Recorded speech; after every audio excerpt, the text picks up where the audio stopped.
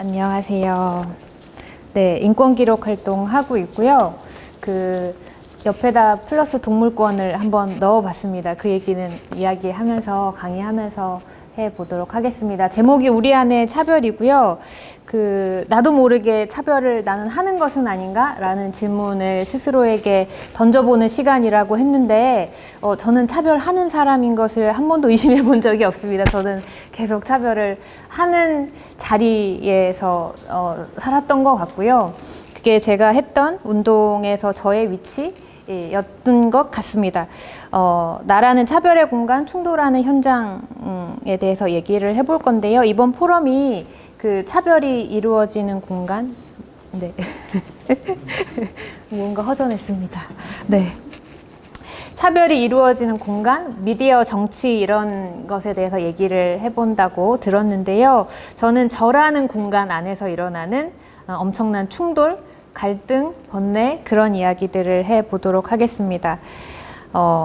저는 장애운동을 하는 사람인데요. 장애운동은 뭐에 저항하는 운동이냐면 정의를 다양하게 할 수 있겠지만 저는 자본주의적인 속도와 효율에 저항하는 것이 장애운동이라고 생각하거든요.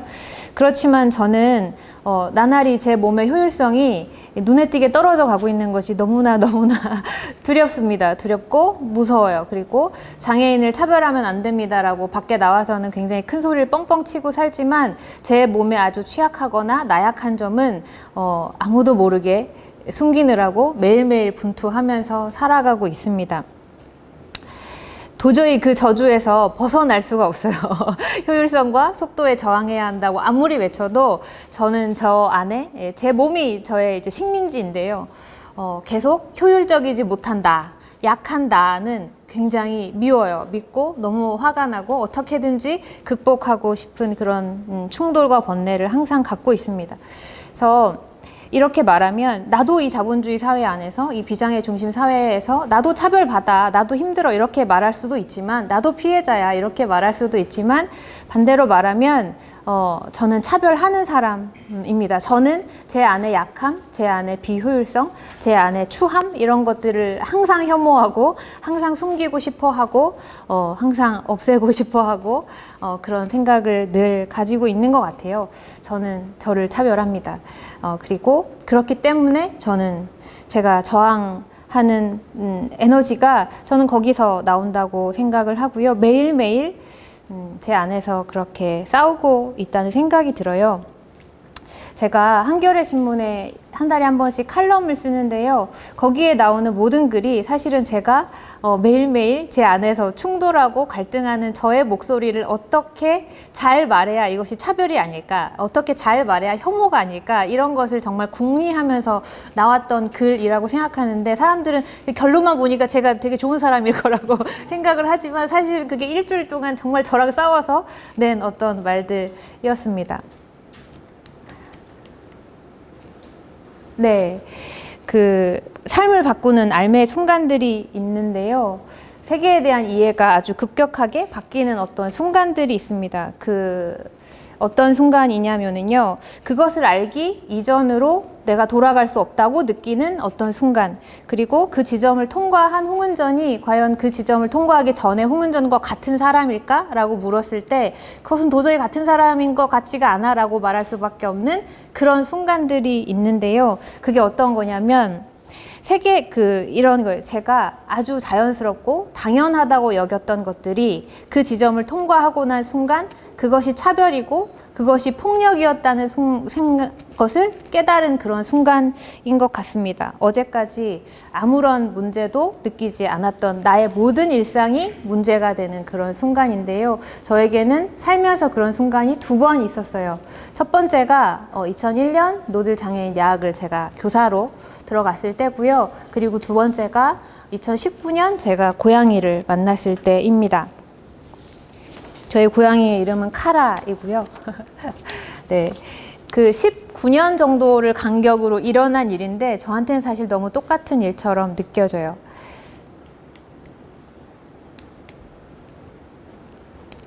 네, 먼저 첫 번째 순간부터 말씀을 드리도록 하겠습니다. 요즘 굉장히 핫한 전장현의 전신인데요.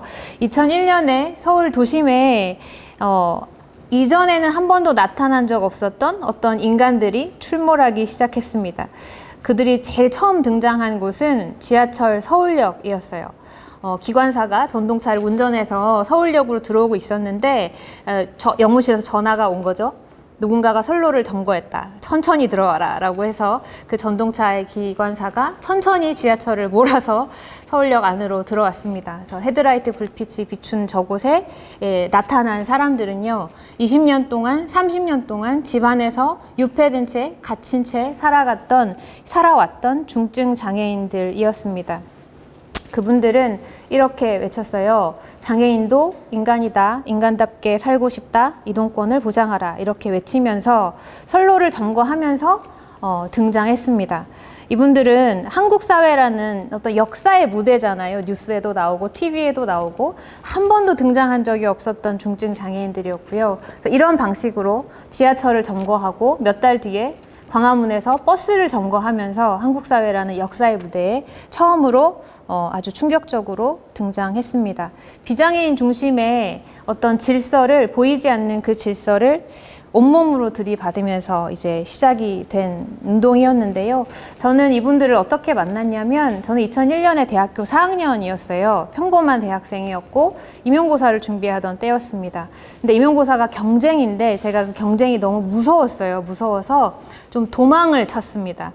따뜻한 사람들을 만나고 싶어서, 너무 황폐하고 살벌하니까 너무 따뜻한 사람을 만나고 싶어서 야학을 검색을 해서 갔는데 저런 곳에 제가 떨어져 버렸습니다. 저런 곳인 줄 알았으면 절대 안 갔을 거예요. 네, 야학을 갔더니 저런 사람들이었는데요. 노들 야학은 저에게 굉장히 충격적이었어요. 근데 제가 시간이 지나서 생각을 해보니까 제가 충격을 받았던 것은 장애인의 삶이 너무 열악해서 그 자체는 아니었던 것 같아요. 네, 뭐 장애인의 70.5%가 한 달에 5번도 외출을 못한대. 장애인의 절반이 초등학교도 다니지 못했대. 이런 충격적인 통계, 그것이 저한테 충격을 줬을까? 아니었던 것 같아요. 지금 와서 계속 생각해 보니까 제가 충격을 받았던 것은, 장애인이 이렇게 사는 것은 문제야. 장애인을 이렇게 살게 두는 사회는, 이 사람들은 이건 차별이야 라고 말하는 사람들의 존재, 그것이 저한테는 굉장히 충격적이었던 것 같습니다. 제가 자라온 세상에서는 아무도 저것을 문제라고 하지 않았어요. 제가 검색을 해서 노들 장애인 야학을 찾아갈 때도 저건 문제니까 해결해야 돼. 저건 차별이니까 내가 싸우겠어. 이런 생각을 1도 가지고 가지 않았어요. 저것은 슬픈 일이지. 안타까운 일이야. 안 됐다. 그러니까 내가 가서 도와줘야지. 내가 가서 할 일이 있을 거야. 이런 마음으로 갔던 거예요. 그러니까 저는 아마 내가 저희 가면 굉장히 좀 사람들이 나한테 고마워할 거라고 아마 생각했던 것 같습니다. 그렇지만 사람들의 태도가 이상하게 달랐어요. 분명히 저를 반기고 있는데 무언가 제가 기대했던 어떤 태도가 아니었습니다. 그들은 이렇게 말을 했어요. 노들은 저에게 이렇게 말을 했습니다. 네가 타고 온 버스도 문제다. 너만 타고 온 버스도 문제다. 네가 타고 온 지하철도 문제다. 그리고 네가 받은 학교 교육도 문제다. 너만 받은 학교 교육도 문제다. 너를 가르친 선생도 문제고, 네가 꾸는 꿈이나 사랑, 우정, 그런 것은 어떤 사람은 꿈도 꾸지 못하는 것이다. 그것이 다 문제다. 그리고 우리는 그 문제와 싸우겠다. 이러는 사람들이었습니다. 네가 아무 문제 없이 살아가는 바로 그 세상이 우리를 멸시하고 있다. 이렇게 말하는 사람들이었습니다. 그 계단은 말을 하고 있는 거예요. 사람들이 모르지만 계단과 이 도시의 건물과 이 모든 건축물들이 다 말을 하고 있습니다. 어떤 말을 하냐면은요, 너는 비정상이야. 네가 문제야. 너는 쓸모가 없어. 너는 짐이야. 너는 민폐야. 우린 널 싫어해. 그러니까 오지 마. 이렇게 말을 하고 있는 거예요. 그러니까 노키즈존이라는 말이 있잖아요. 얼마나 야박합니까? 그렇지만 말하지 않아도 돼요. 노장애인존은 그냥 이 문명 전체가 노장애인존입니다. 말하지 않아도 되는 거예요. 저는 지하철 5호선 타고 다섯정거장을 가면 노들 야학이었는데요. 그들 옆에 서서 제가 방금 건너온 세계를 딱 바라보니까 제가 방금까지 아무 문제도 없다고 느꼈던 그 모든 것이 문제처럼 보이기 시작했어요. 네, 그것이 충격적이었습니다. 누구의 옆에서 누구의 자리에서 누구의 눈으로 세상을 바라보느냐에 따라서 이렇게 모든 것이 다르게 보일 수 있구나. 모든 것이 문제이고 모든 것이 폭력이고 모든 것이 차별처럼 보일 수도 있구나. 그런 것이 저한테 충격적이었던 것 같습니다. 그리고 저는 그들과 함께 그 이후에 그 사람들이 말하는 인권의 현장이라고 부르는 그런 곳에서 계속 활동을 하게 되었는데요. 제가 이렇게 이제 20년이 흘렀어요. 벌써 20년이 흘러버렸습니다. 네, 40살이 되었을 때였고요. 40살이 되어서 나는 이제 내가 살아온 만큼 앞으로 40년을 더 살면 인생은 끝나는 거구나. 산다는 건 그런 거구나. 앞으로 살아온 것처럼 내 좋아하는 사람들과 내가 좋아하는 운동하면서 세상과 싸우면서 그렇게 살면 되는구나. 라고 무언가 세상을 좀 알 것 같은 그런 느낌에 휩싸였습니다. 40살에. 그러다가 인생은 네가 생각하는 것처럼 그렇게 호락호락하지 않단다라고 저의 일상에 다시 한번 난입한 어떤 존재들이 있었는데요. 이런 사람들이었습니다. 2019년이었고요. 서울 도심과 외곽의 서울 변두리에 낯선 인간들, 낯선 동물들이 출몰을 하기 시작했습니다.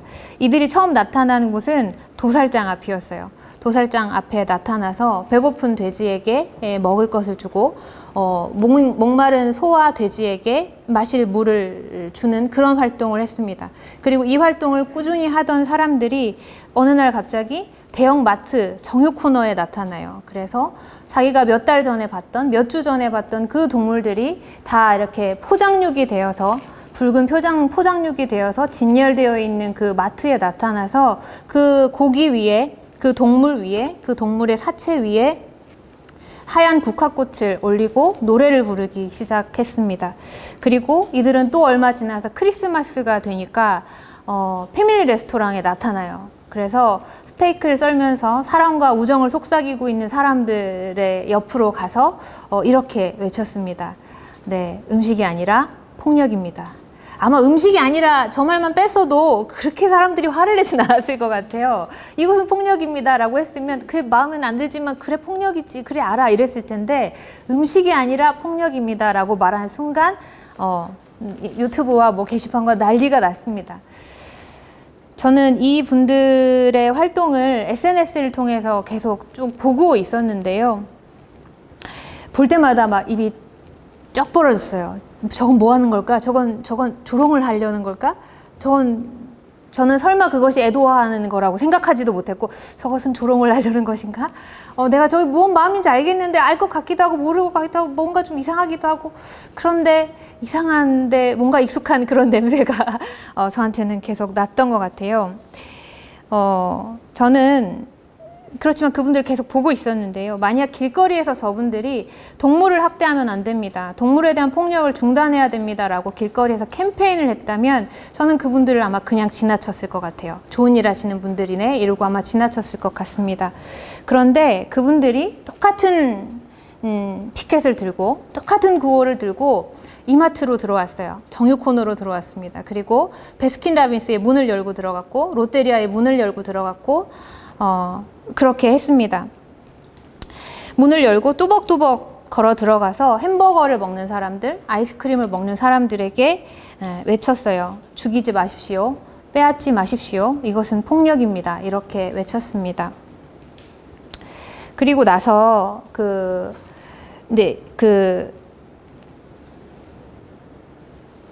이분들이 어떤 선을 우리가 약속한 어떤 선을 무참히 넘어서 저의 일상을 덮쳐온 느낌, 그런 것이 있어서 제가 깜짝 놀라서 이 사람들이 뭐 하는 사람들일지 계속 좀 따라다니기도 하고 계속 찾아보기도 했었는데요. 저는 이분들이 하는 말, 이분들이 하는 메시지보다 이분들이 하는 어떤 행동이 더 많은 말을 하고 있다는 생각이 들었어요.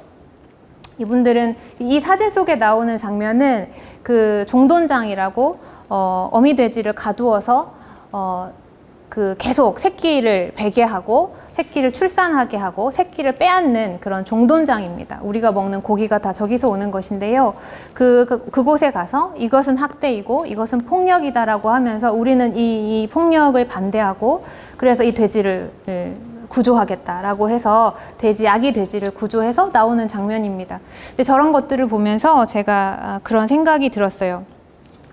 저 사람들은 정보를 주고 싶은 것이 아니구나. 그러니까 여러분들이 모르는 것이 있으니까 우리가 가르쳐 주겠습니다. 그런 걸 하고 싶은 것이 아니구나, 지금. 그리고 저 사람들은 지금 어떤 질서, 보이지 않는 어떤 질서에 지금 도전하고 싶구나. 그 질서에 몸을 부딪히고 있구나. 그리고 선의에 호소하고 싶은 마음이 전혀 없구나. 대중의 선의에 호소할 마음이 1도 없구나. 기존의 동물운동이라는 것이 사지 말고 입양하십시오 라는 것이, 아름다운 연예인이 나와서 아름다운 동물과 사지 말고 입양하십시오, 이런 선의에 호소하는 어떤 방식을 썼다면 이 사람들은 지금 그것에 저항하는구나. 그리고 이 사람들이 하고 싶은 말은 지금 무언가 아주 잘못되었다. 그러니까 이것을 중단해야 된다. 뭘 더 하라는 게 아니라 지금 당신이 하고 있는 것을 중단하라. 이런 메시지를 말하고 싶구나. 그러니까 저 사람들은 평화가 아니라 지금 불화를 원하는구나. 우리가 동물운동하면 되게 평화롭고 지구를 사랑하는 것 같고 이렇게 생각하잖아요. 제가 그랬었거든요. 저 사람들은 너무 평화로운 사람들이니까 나랑은 달라. 나는 저런 운동은 뭐 좋은 운동이지만 나는 할 수 없지. 나는 그런 사람이 아니니까. 이렇게 생각을 했었는데 저걸 보는 순간 저 사람들이 원하는 게 평화가 아니구나. 네. 저 사람들은 이제 불화를 원하고 있구나. 그러니까 저 사람들이 지금 싸우러 왔구나. 이런 것을 알게 되었습니다. 2001년과 2020년 똑같이 광화문이라는 공간에서 일어난 시위예요. 저에게 아주 충격을 주었던 첫 번째 장애인들의 시위는 우리는 인간이다. 모든 인간은 평등하다. 라고 외치는 장애인과 비장애인들의 어떤 저항이었고요. 그리고 20여 년이 지나서 광화문에 이렇게 우통을 벗은 상의를 벗고 소가 착취당하는, 그래서 인간이 이 우유를 얻기 위해서 소를 착취하고 소를 학대하는 그 방식에 저항하는, 우리는 그 고통에 연대하겠다라고 하면서 이 상의를 벗고 가슴에 피 분장을 하고 광화문 대로에서 시위를 하는 분들의 것을 보았습니다. 그래서 그분들의 구호는 우리는 동물이다. 모든 동물은, 모든 종은 평등하다. 이런 이야기를 하셨습니다. 저는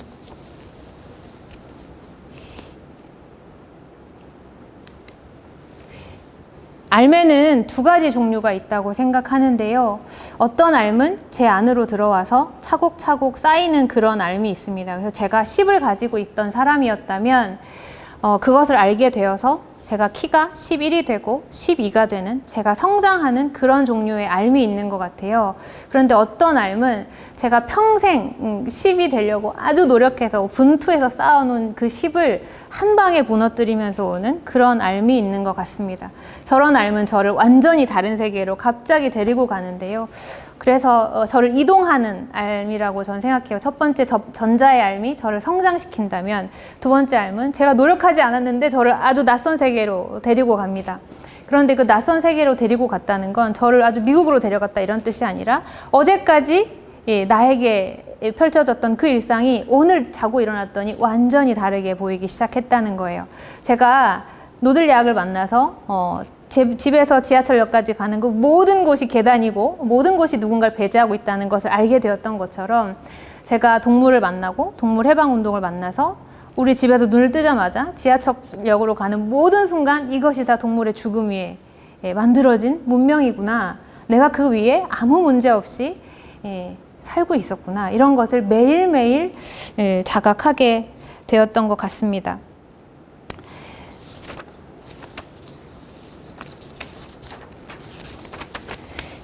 제가 아까 두 번째로 만났던 저 광화문에서 옷을 벗고 시위를 하시던 저 무시무시하고 멋진 저 여성들이 다 동물을 먹지 않는데요. 그래서 그럼 나도 저것을 한번 따라해볼까? 라고 해서 동물을 먹지 않는 걸 한번 시작을 해봤습니다.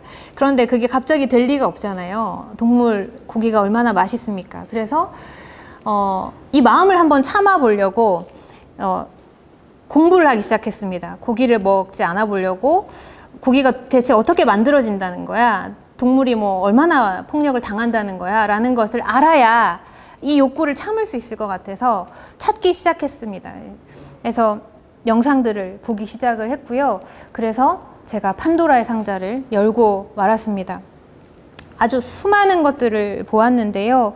실험실에 몸이 결박이 당해서 그의 생애 내내 알 수 없는 약물을 주입당하고 신체에 고통을 당하고 그리고 나서 죽임을 당하는 실험실의 동물들, 우리의 인간의 건강과 안전을 위해서 제약회사가 운영하는 그런 실험실의 동물들에 대해서도 알게 됐고요. 그리고 우유가 어떻게 오는지도 알게 됐습니다. 여성인 소를 감금을 해서 임신을 계속 시키고 출산을 시키고 그리고 새끼를 빼앗고 그 새끼가 먹어야 할 젖을 하루에 2번씩 꼬박꼬박 착유라고 하는데요. 착취해서 그것이 3, 4년이 반복이 되면 더 이상 생산성이 없는 몸이 되기 때문에 더 이상 빼앗길 것이 없는 소가 도살장으로 가게 됩니다. 그래서 주저앉은 채로 가게 돼요. 일어설 힘도 없어서. 그래서 그런 수많은 것들을 제가 찾아보게 되었습니다. 그러니까 어떤 비유도 없이 이것은 아우슈비츠였어요. 이건 비유도 아니고 그냥 그런 것이었습니다. 그래서 제가 너무 그러니까 오늘은 그런 강의를 하는 날이 아니니까요. 그래서 정말 찾아보면 너무 쉽게 볼 수 있습니다. 너무 엄청난 폭력이 많아요. 내가 한 번도 배워본 적이 없는. 근데 그 폭력의 이유가 있어야 되는 거잖아요. 엄청난 그런 잔인한 폭력의 이유도 있고 이름도 있어야 되는데 그것이 무엇이냐면 바로 인간이었어요. 인간 중심주의였어요. 인간. 네, 제가 20년 동안 추구했던 인간. 장애인도 인간이다 할 때 그 인간, 이윤보다 인간을 할 때 그 인간, 사람이 먼저다 할 때 그 사람, 인간 중심적인 도시를 만들어야 합니다. 누구도 배제해서는 안 됩니다. 장애인을 배제하면 안 됩니다. 라고 했던 그 인간 중심의 인간 대체 뭐지? 라는 생각에 계속 빠지기 시작했어요. 인간 뭐지? 인간 되게 아름다운 건데, 인간 되게 추구해야 되는 어떤 것인데, 아주 가치 있는 것인데, 그것을 위해서 사람들이 목숨도 바치는 것인데, 대체 인간은 무엇인가? 한 번도 제가 20년 동안 노들야학을 만나서 장애운동이라는 것을 하고 기록활동을 하면서 한 번도 질문해보지 않았던 질문을 계속하면서 지내게 됐습니다.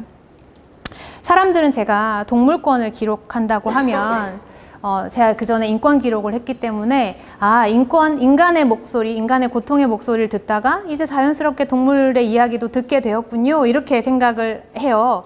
그리고 저도 그렇게 생각했던 것 같습니다. 그런데 제가 글을 쓰고 계속 생각을 해보니까요. 전혀 사실이 아닌 것 같아요. 네, 오히려 저는 그 반대였던 것 같습니다.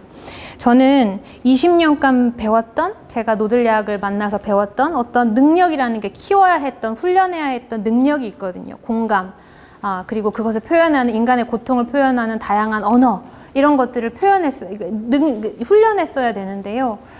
그것이 하나도 통하지 않는 어떤 존재들을 만나게 됐어요. 제가 배운 인권의 교과서에는 등장하지 않는, 오히려 인권의 교과서에서 배제한 존재들.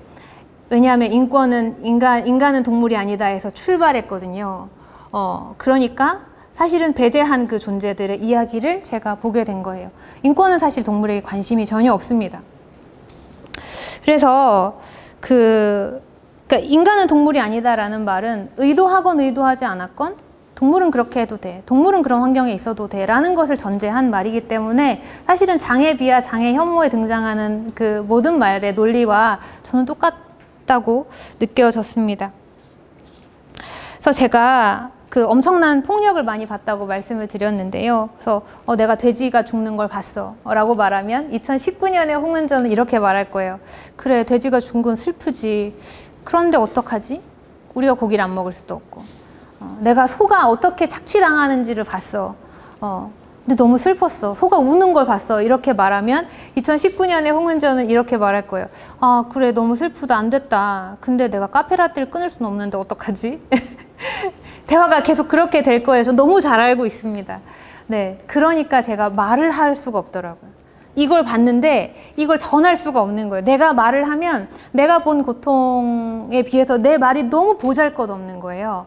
이것이 하나도 전해지지 않는 거예요. 그러니까 제가 말을 잃어버렸습니다. 사실 인간의 언어로 전달할 수 없는 어떤 세계를 만나버렸고 그래서 저는 한 마리의 짐승처럼 내가 말을 잃었구나 이런 느낌을 받게 되었습니다. 그랬을 때 제가 아까 보여드렸던 그렇게 제가 이렇게 뭔가 설명할 수 없는 고통, 그것을 표현할 수 없는 나의 이상한 언어, 이런 것에 부딪혔을 때 아까 광화문에서 인간으로서 별로 이해가 되지 않는 방식으로 이 시위를 하던 그 여성들의 뒤에 붙어있던 이 휘날리던 그 동물의 방이라는 현수막, 그것이 저한테 굉장히 다르게 다가오기 시작했어요. 아, 저것을 배우면 내가 본 것을 설명할 수 있겠구나. 저 세계에 가면 내가 본 것을 말할 수 있겠구나. 저들은 그 답을 알고 있겠구나. 내가 인권에서는 배운 적이 없는 그것을 저 사람들은 알고 있겠구나. 그래서 굉장히 좀 충격적이고 감동적인 그런 느낌 같은 게 있었습니다. 그래서 저는 이제 저에게 노들야학은 두 번째 학교였어요. 저는 그전에는 경쟁 교육을 받았던 사람이었고, 경쟁이라는 건 너무나 자연스러운 거죠. 공기처럼 자연스러운 것인데, 저는 노들야학에 입학해서 처음부터 모든 것을 다시 배웠습니다. 경쟁하는 것이 아니라 연대하는 것을 배우고, 이 세상에 적응해서 내 몸을 막 끼워 맞추는 것이 아니라, 이 세상에 저항해서 우리의 몸에 이 세상을 맞게 바꾸는 그런 것을 배웠습니다. 냉소하고 냉담하는 것보다 희망이 더 정상적인 것이다 라고 가르치는 공동체였습니다. 저는 거기서 처음부터 다시 말을 배웠다고 생각해요. 말도 배우고, 행동하는 것도 배우고, 숨 쉬는 것도 배우고, 보는 것도 배우고, 걷는 것도 배우고, 다시 그렇게 했다고 생각하는데요. 그러다가 저는 다시 그 학교에서 절대 가르쳐 주지 않고 그랬던 새로운 어떤 세계를 만났고, 그리고 세 번째 학교에 다시 입학했다는 생각이 듭니다. 그것은 이 동물들과 이 인간이 어떻게 관계 맺어야 하는가, 인간은 이 세계에서 어떤 위치에 있는가, 너무나 명백히 학살자의 위치인데요. 나는 어떻게 살아야 하는가, 이런 것을 고민하는 그런 학교에 입학을 했습니다. 차별은 너무나 공기처럼 자연스러워서 그것이 차별인지 아닌지 배우지 않고서는 절대로 알 수 없는 것이라는 생각이 듭니다. 그래서 저는 그 차별을 자기의 몸을 부딪혀서 보여주는 존재들, 그들이 바로 싸우는 사람들인데요. 어떤 차별은 눈에 보이지 않습니다. 지하철 출근길 시위에서 온갖 혐오와 온갖 장애인 비하와 조롱과 이런 것들이 넘쳐나지만 그 시위가 끝나고 나면 정말 이 세상은 아무 문제 없이 또 돌아갑니다. 보이지 않습니다. 장애인들이 이 사회에 배제되었기 때문에. 그래서 사실 장애인들이 그 시위를 계속하는 이유는 그 차별과 혐오를 보이게 만들려고 하는 정치적 행위예요. 보여야 싸울 것 아닙니까? 네, 그래서 저는 이렇게 싸우는 사람들이 자기의 몸을 던져서 이 견고한 질서를 들이받을 때 그 폭력성이 잠시 드러났다가 또 금세 사라진다고 생각합니다. 그래서 저는 차별 없는 세상을 별로 꿈꿔본 적이 별로 없고요. 그래서 왜냐하면 여긴 천국도 아니고 저는 언제나 차별하는 존재이기 때문에 차별 없는 세상이 존재한다면 그 세상에 제가 없을 거예요. 네, 제가 존재하는 날 이 세상에 차별이 존재할 거라고 생각하고요. 그래서 저는 차별이 없는 세상이 아니라 그 차별을 드러내려고 애쓰는 사람들, 온갖 이 차별, 비하와 조롱과 혐오 이것들 감당하면서라도 그거 넘어가 보려고 하는 사람들, 그 싸우는 사람들, 그들이 사라지지 않는 그런 세상을 바라면서 네, 오늘 강의를 마치도록 하겠습니다. 네.